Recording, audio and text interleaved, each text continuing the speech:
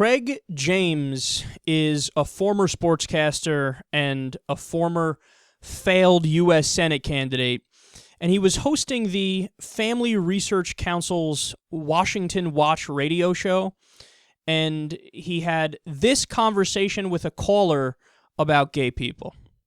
Philip in Arkansas on 90.5. Man, got to be really quick, my friend. What do you got on your mind? Okay, I'm going to say something very horrific. A solution. And I think it's the right solution. Okay, we pray for the homosexuals. We pray for our enemies. But at the same time, when they try to force us to go against God, I think that's where they cross the line, and we should pass laws to execute them when they have judges to go against our businesses. They don't have that right to force us to go against God. I'm sorry. I will pray for them in the meantime. That's I know that's horrific, and God forgive me if I'm wrong. And you have a good day, sir. Thank you, Philip. You know what? That part there, I don't know about the executing, but I do know that we have to be bold and firm and to much stronger. God doesn't tell us and call us that we have to be timid and to stand for our beliefs. I'm doing a course right now in seminary, and it's the history of the early church, and it's fascinating. Well, there have been lots and lots and lots of men and women who have died for their Christian beliefs since the beginning. And now we are in a time in this country and in this world where we must be bold and stand for God and His truths. I love that part at the end because he says, a lot of people have died throughout history for their Christian beliefs, and God, we are so persecuted and so oppressed. And he's saying that right after the caller said, you know, we really should kill the gay people. Right, so the Christians are oppressed. The Christians are oppressed. It's not gay people. It's not women historically. It's not black people historically, right? What is it? The Christians, we are so oppressed in every way, shape, and form. It's not like we are 76% of the American population and have had a majority of the presidents be in our group. Oh, wait, that's exactly what the case is? It's not like when we celebrate our holiday, Christmas, that over 90% of the population celebrates it with us, even if they don't agree with us. Oh, wait, that's exactly what happens? No, I never understood it, man. The false victim complex is one of the most annoying characteristics in any human being.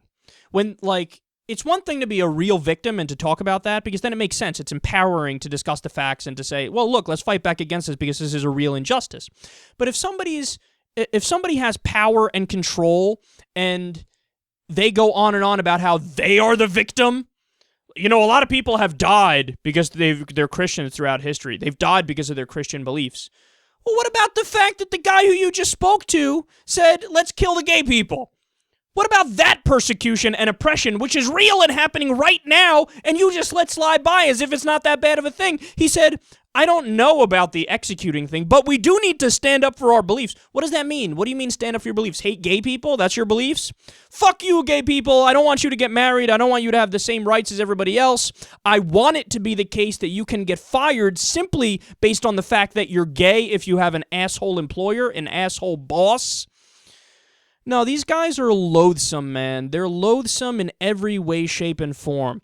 They are not objective. I keep coming back to this. I keep bringing it up because they're unable to see themselves from a historical perspective, where people look back and go, well, what did these people believe and why did they believe it? And then, of course, they'll listen to their comments and go, oh, right, these are bad people. These are immoral motherfuckers.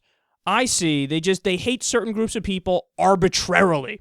I mean, the caller, he goes, I'll pray for these gays, I'll pray for these homosexuals, but if they don't change, well, then I think the biblical thing to do is execute them. That's what I think.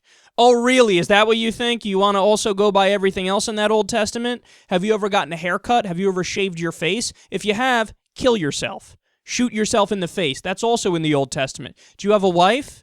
Have you ever been in the same room with your wife when she had her period? If you did, kill yourself. You want me to go on? Have you ever eaten pork? Kill yourself. Have you ever eaten shellfish or crab? Kill yourself. You want me to go on? There's so many things in the Old Testament. Do you have any piercings? Do you have any tattoos? So everything is banned. Everything that you could ever think of ever that's fun or anything is banned.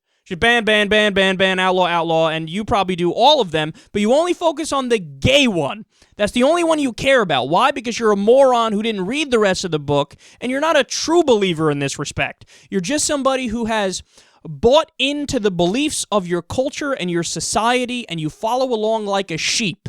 It's likely the case that your parents and your parents' parents were bigots, were intolerant, had these anti-gay beliefs, and you just take it to heart because my daddy believed it. If it's good enough for him, it's good enough for me. You know, my parents is good people. Don't tell me they ain't good people, so they must be right about everything, and I got to buy into everything they believe. Kill all the gay people. Gay people aren't the problem. You are.